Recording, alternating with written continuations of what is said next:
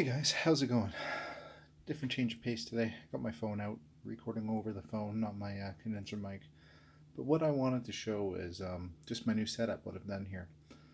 And why I went ahead and rejigged everything is I was shooting a video last night about how the Digitone works well with the Volca sample, and my whole setup here on the desk was quite a mess. And I thought, you know what? It's time to rejig it. I got the Digitone now. It's going to be kind of the central hub of my workflow, at least on this desk. And I'm going to team it up with everything on the top of the desk here. So the Model D and 3 Volcas. The FM one, why did I pick the FM? Well, it adds 3 additional FM voices to the 8 offered on the Digitone within it. The keys, another analog instrument. It's a fill-in for something else at the moment, but right now it matches up well with both the FM sound and also the Model D. I can do a lead on it. I can do some weird sounds on the keys. It's pretty versatile. And then with the Model D, I'm hoping to use it kind of as a bass line or as a lead or whatnot. It can produce a lot of cool sounds.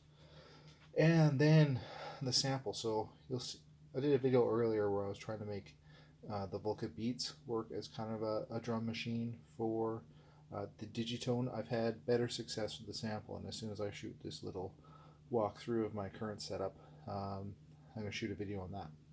And then the key step. So the key step is MIDI out into the Digitone MIDI in, and then the MIDI out on the Digitone is going to a through box, which I'll show you on the bottom half of my desk here. But that through box is connecting to the Digitone, the Model D, the 3 Volcas, and the nice thing about that is I could easily use my key step to control anything on the fly. I can use it to control the Digitone, and now that I have it, the Digitone MIDI connected to all my other devices up here, I can use the key step to play on them. Anyway, so that's really the gear I got going on. The splitter, you'll see all the cables are running underneath. That's because I've moved my mixer now down below, and I've also put the MIDI splitter down below. One, just because having so much equipment on the top and the mixer wasn't possible.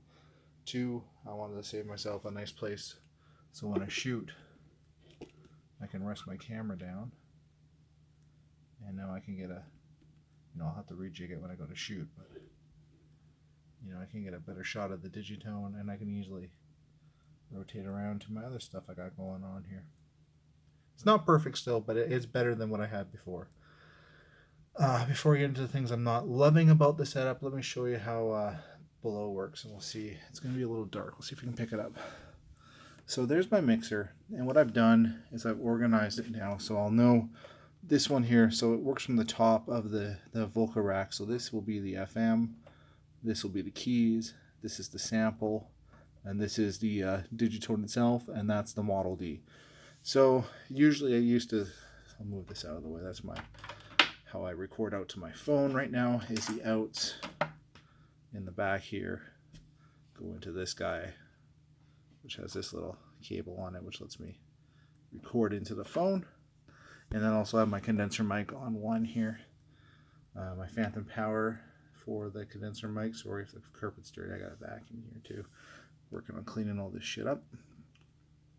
Well, yeah, I'm not sure if it's just how I'm using the board, if I was screwing around with the FX and it was creating awful feedback sound with phantom power, but regardless, I found for recording through the condenser mic, using the external phantom power works a lot better and not creating so much noise on the mixer.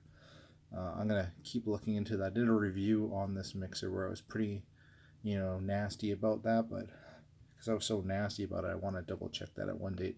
Was it something that I was doing dumb with having this enabled and the effects on at the same time that was creating that awful squeal feedback, or is there actually a flaw with the mixer? There's other people who said theirs works fine, and there's some that said I have the exact same thing on mine. So if I can figure out if it's something to do with how the FX levels are set up on here, and I can let people know who are having that problem how to fix that, would be great, or if it is a issue actually with that board. Anyways, another topic for another day. And there's the MIDI through box. So this comes out from the Digitone, and then these four. This one is for the sample. This one is for keys, FM, or pardon me.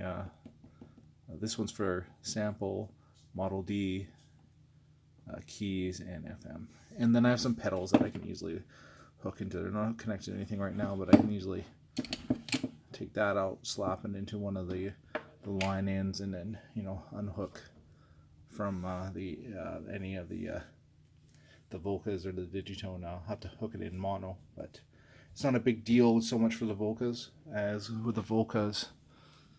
Actually, the FM is stereo if only you're using the chorus effect. Otherwise, it's a mono instrument, so it's easy to disable the chorus, run it through a pedal to get some additional sounds.